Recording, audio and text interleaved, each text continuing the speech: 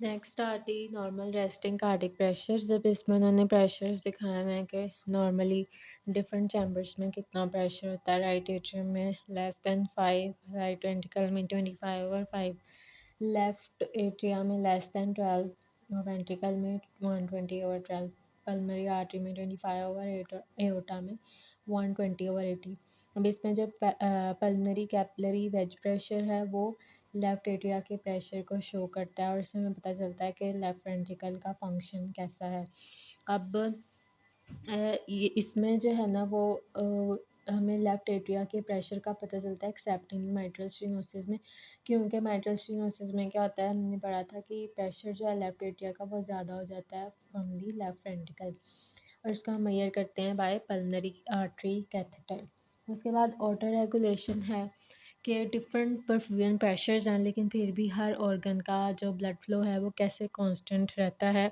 It is due to auto regulation. अब इसमें different organs हैं, उनके डिफरेंट ऑटो रेगुलेशन फैक्टर्स हैं जो कि हमने याद करने हैं। अब इसमें ये एक इम्पॉर्टेंट चीज़ है कि बाकी पूरी बॉडी में क्या होता है कि जब हाइपोक्सिया होता है तो उसकी वजह से वेज़ोडाइलेशन हो जाती है, ठीक है? जबकि लंग्स में इसके ऑपोज़िट होता है। लंग्स में जब हाइपोक्सिया होगा तो उसकी वजह से वेज़ोकंस्ट्रिक्शन हो जाएगी ताकि सिर्फ़ जो वेल वेंटिलेटेड एरियाज़ हैं सिर्फ़ उन्हीं को ही परफ्यूजन मिल सके।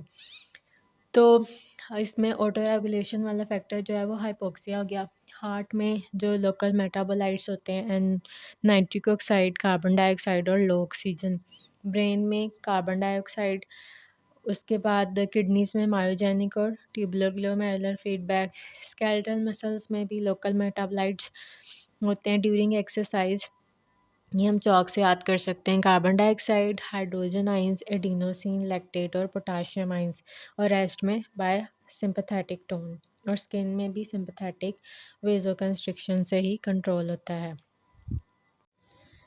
Next comes the capillary fluid exchange. अब इसमें जो स्टार्लिंग फोर्सेस हैं वो डिटरमिन करती हैं कि फ्लूइड की मूवमेंट किस डायरेक्शन में होगी। अब जो कैपिलरी का हाइड्रोस्टैटिक प्रेशर है वो फ्लूइड को आउटवर्ड पुश करेगा। जो इंटरस्टिशियल का हाइड्रोस्टैटिक प्रेशर है वो फ्लूइड को कैपिलरीज के अंदर पुश करेगा। जो प्लाज्मा में ऑनकोटिक प्रेशर है वो फ्लूइड को कैपिलरीज के अंदर पुश करेगा, और जो इंटरस्टिशियल में ऑनकोटिक प्रेशर है वो कैपिलरी से बाहर फ्लूइड को पुल करेगा। अब इसमें जो एडिमा कब होगा, जब एक्सेस फ्लूइड जो है वो इंटरस्टिशियल में आ जाएगा कैपिलरी से बाहर निकल के। अब ये कब होगा, अगर कैपिलरी का हाइड्रोस्टैटिक प्रेशर ज़्यादा हो जाएगा, यानी वो फ्लूइड को आउटवर्ड पुश करेगा, जैसे कि हार्ट फेलियर में हो जाता है। यहाँ फिर कैपिलरी की परमेबिलिटी ज़्यादा हो जाती है और उसमें भी वो फ्लूइड आउटवर्ड पुश हो निकल जाता है, जैसे कि टॉक्सिन्स में इन्फेक्शन या बर्न्स के केसेस में। अगर इंटरस्टिशियल फ्लूइड का ऑनकोटिक प्रेशर कम हो जाए तो बाहर की तरफ मतलब ब्लड को फ्लूइड को पुल करेगा, जैसे कि लिम्फेटिक ब्लॉकेज में होता है। या फिर प्लाज्मा प्रोटीन कम हो जाए in case of nephrotic syndrome, liver failure या फिर protein malnutrition. Next comes the pathology. इसमें सबसे पहले कंजेनिटल हार्ट डिजीज़ हैं। इसमें दो तरह के शंट होते हैं, एक होता है राइट टू लेफ़्ट और एक होते हैं लेफ़्ट टू राइट। जो राइट टू लेफ़्ट है वो हमने पहले देखने हैं, जिनमें अर्ली साइनोसिस होती है, इनको हम ब्लू बेबीज़ बोलते हैं। अब इसमें 5 तरह के होते हैं, हमने 5 टी से याद रखना है।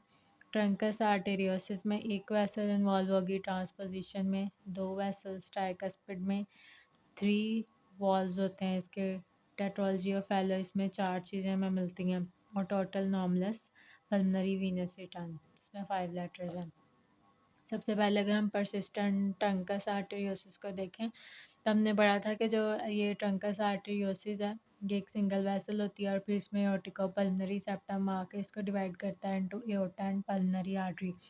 अब ये सेप्टम नहीं बनेगा तो ये एओर्टा और पल्मोनरी आर्टरी सेपरेट नहीं होंगी, तो ये हार्ट से एज अ सिंगल वेसल ही अराइज करेगी और मोस्ट कॉमनली ये राइट वेंट्रिकल से ही अराइज करती है। तो ऑक्सीजनेटेड और डीऑक्सीजनेटेड ब्लड मिक्स ही होते हैं। ऑक्सीजन डीऑक्सीजनेटेड ब्लड ही पूरी बॉडी में जा रहा होता है, जिसकी वजह से हमें साइनोसिस मिलता है और ज़्यादातर पेशेंट्स में वीएसटी भी हमें साथ ही मिलता है। अगर हाँ, तो इसमें एक सिंगल वेसल इन्वॉल्व है, ठीक है। अगर ट्रांसपोजिशन ऑफ ग्रेट आर्टरीज में देखें, इसमें 2 वेसल्स इन्वॉल्व हैं। अब नॉर्मली क्या होता है कि एओर्टा जो है वो लेफ्ट वेंट्रिकल से राइज़ करती है, पल्मोनरी आर्टरी जो है वो राइट से। इसमें उल्टा हो जाता है कि जो एओर्टा है वो राइट से राइज़ कर जाती है और जो पल्मोनरी आर्टरी है वो लेफ्ट से। एओर्टा एंटीरियरली राइज़ करती है और ये पोस्टीरियरली, यानी कि यहाँ से ब्लड आ रहा है, लंग्स में जा रहा है और वापस इधर ही आ रहा है, और इधर भी बॉडी से जब आ रहा है और फिर वो एओर्टा में जाके फिर मतलब ऐसे वापस आई जा रहा है, तो ये दोनों अलग-अलग सर्किट बन रहे हैं। तो ये कंपैटिबल नहीं होता लाइफ से अनलेस के कोई शंट प्रेजेंट हो, एएसटी, वीएसटी या कुछ भी प्रेजेंट हो जिससे ब्लड की थोड़ी बहुत मिक्सिंग हो जाए, ठीक है। और इसमें भी यही होता है कि जो एओर्टिकोपल्मोनरी सेप्टम है वो स्पाइरल उसने करना होता है ना, तो वो स्पाइरल नहीं करता, जिसकी वजह से दोनों अलग-अलग ही रह जाते हैं। और एक्सरे पे हमें एगोना स्ट्रिंग अपीयरेंस मिलती है। और अगर हम इसमें सर्जिकल इंटरवेंशन ना करें तो बच्चे first few months of life में ही डाई कर जाते हैं। उसके बाद आ जाता है ट्राइकस्पिड एट्रिया तीसरे नंबर पर, ठीक है। अब इसमें ये है कि जो ट्राइकस्पिड वॉल्व है जिसने राइट एट्रिया से राइट वेंट्रिकल में ब्लड लेकर आना है, या तो वो एब्सेंट होगा या उसमें कोई एट्रीजिया होगा वो, ठीक है। तो अब इसमें क्या होता है कि ये प्रॉपरली ब्लड इसमें नहीं जा पाता, ठीक है। तो अब राइट एट्रिया लार्ज होता रहता है और जो वेंट्रिकल है वो हाइपोप्लास्टिक हो जाता है। अब इसमें ब्लड जा ही नहीं रहा, पल्मोनरी सर्कुलेशन में उसकी ऑक्सीजनेशन ही नहीं हो रही, ठीक है। जो राइट एट्रिया से लेफ्ट एट्रिया में जा रहा है, फिर लेफ्ट वेंट्रिकल में, एओर्टा में, और वही डीऑक्सीजनेटेड ब्लड पूरी बॉडी में घूमे जा रहा है, जिसकी वजह से हमें साइनोसिस मिलेगा। उसके बाद टेट्रोलॉजी ऑफ फैलो, ये इंपॉर्टेंट है, ठीक है। इसमें भी क्या होता है कि 4 चीज़ें हमें मिलती हैं। सबसे इम्पॉर्टेंट चीज़ जो है वो पल्मोनरी स्टेनोसिस है, यानी इनफंडिबुलर पार्ट का स्टेनोसिस हो जाता है। अब जब स्टेनोसिस होगा, पीछे बैक फ्लो ऑफ ब्लड होगा, तो ब्लड को वेंट्रिकल को ज़्यादा फोर्स से ब्लड पुश करना पड़ेगा। यहाँ वेंट्रिकुलर हाइपरट्रॉफी मिलेगी, राइट वेंट्रिकुलर हाइपरट्रॉफी साथ हमें वेंट्रिकुलर सेप्टल डिफेक्ट मिलता है और ओवर राइडिंग एओर्टा मिलती है, यानी aorta instead of left ventricle rise करने से सेप्टम से ही राइज कर रही होती है। तो इस तरह से ब्लड जो है वो डीऑक्सीजनेटेड ब्लड यहाँ लंग्स में जाने की बजाय इधर जाके पूरी बॉडी में जा रहा है, जिससे हमें साइनोसिस मिल रहा है। और बच्चों में हमें टेट स्पेल्स मिलते हैं, जब वो क्राइंग करते हैं, उनमें फ़ीवर होता है, तो ऑब्स्ट्रक्शन और ज़्यादा हो जाती है, जिसकी वजह से हमें एक्यूट एपिसोड्स मिलते हैं साइनोसिस के। और स्क्वेटिंग करने से क्या होता है कि इम्प्रूव हो जाती है साइनोसिस, क्योंकि स्वेटिंग से जो है वो सिस्टमिक वास्कुलर रेजिस्टेंस ज़्यादा हो जाएगी और ये राइट टू लेफ्ट शंट कम हो जाएगा। और इसकी एसोसिएशन 22q11 सिंड्रोम्स के साथ होती है। उसके बाद टोटल नॉर्मलस पल्मोनरी वेनस रिटर्न में ये होता है कि पल्मोनरी वेन्स हमें पता है कि ड्रेन करती हैं इनटू दी लेफ्ट हार्ट, यानी कि लेफ्ट एट्रिया में, लेकिन इसमें क्या होता है कि वो सारी की सारी ड्रेन कर जाती हैं राइट एट्रिया में, ठीक है। अब यहाँ पर जाने की बजाय वो जब इधर जा रही हैं, तो उसकी वजह से क्या हो रहा है कि प्रॉपरली हार्ट जो है वो बॉडी को ब्लड नहीं मिल रहा, यानी कि लंग से वो राइट एट्रिया में आ रहा है, फिर राइट वेंट्रिकल में, और फिर वो लंग में चाहिए जा रहा है। अब इसमें भी हमें कोई शंट चाहिए होगा ताकि एएसटी या पीडीए, ताकि ब्लड की थोड़ी बहुत मिक्सिंग और वो पूरी बॉडी में भी जाए, ठीक है। इसके अलावा एब्स्ट्रीन मामले में क्या होता है कि जो ट्राइकस्पिड वॉल्व है ना वो डिस्प्लेस कर जाता है इनटू दी राइट वेंट्रिकल, ठीक है। और इसमें एट्रलाइजिंग दी वेंट्रिकल एक फिनोमेना होता है, यानी कि जो राइट वेंट्रिकल का कुछ पार्ट है जो एज एट्रिया ही काम कर रहा होता है, ठीक है। इसमें भी यही होता है कि जो यानी प्रॉपरली ब्लड जो है वो आगे ही नहीं जा रहा, ठीक है। ट्राइकस्पिड रिगर्जिटेशन हो रही है, इसकी एसोसिएशन साथ राइट हार्ट फेलियर से भी होती है, और इसके अलावा इन यूट्रो लिथियम एक्सपोजर से भी ये होता है। ये भी एमसीक्यू है। उसके बाद आ जाते हैं लेफ़्ट टू राइट शंट। अब इसमें जो है वो लेट साइनोसिस होता है या फिर साइनोसिस नहीं होता। अब इसमें जो फ्रीक्वेंसी है सबसे ज़्यादा वीएसटी मिलता है, उसके बाद एएसटी और फिर पीडीए। अगर हम सबसे पहले वीएसटी देखें, वेंट्रिकुलर सेप्टल डिफेक्ट, या इन दोनों वेंट्रिकल्स के दरमियान में डिफेक्ट है।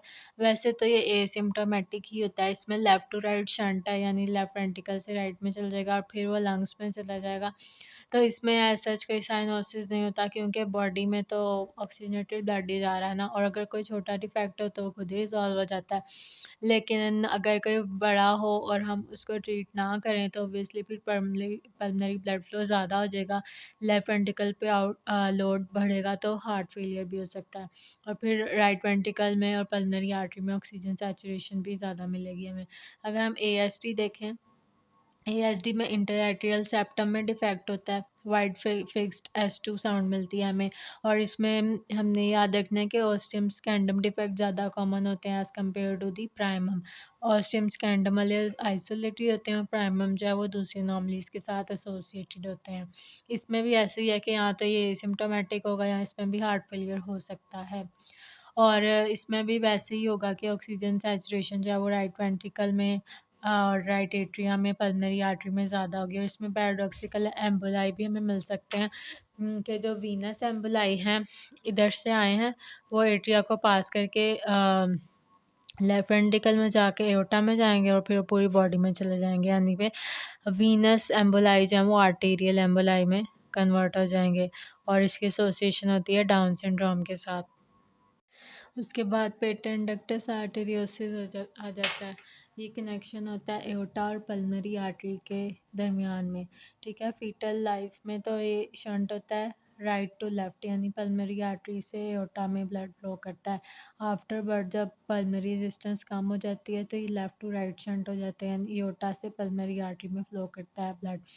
और ये कुछ देर बाद खुद ही क्लोज हो जाता है, लेकिन अगर ये क्लोज ना हो तो उसकी वजह से फिर राइट और left ventricular hypertrophy, heart failure हो सकता है और लेट साइनोसिस मिल सकता है। और ये भी एमसीक्यू है, कॉन्टिन्यूस मशीन लाइक मरमर मिलता है इसमें। इसकी पोटेंसी होती है via prostaglandin E and low oxygen tension.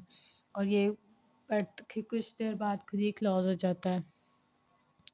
उसके बाद इज़नमेंगर सिंड्रोम में, अब इसमें शुरू में जो लेफ़्ट टू राइट शंट होते हैं जैसे एएसटी, वीएसडी और पीडी, अगर हम इनकी करेक्शन ना करें तो ऑब्वियसली यहाँ से जब ब्लड इधर जाता जाएगा तो पल्मनरी ब्लड फ्लो ज़्यादा हो जाएगा और पल्मनरी आर्टेरियल हाइपरटेंशन हो सकती है। उसकी कंपनसेशन के लिए जो राइट वेंट्रिकल है इसकी हाइपरट्रॉफी होगी और फिर वो शंट जो है वो राइट टू लेफ़्ट हो जाएगा, यानी राइट वेंट्रिकल का प्रेशर लेफ़्ट से भी ज़्यादा हो जाएगा।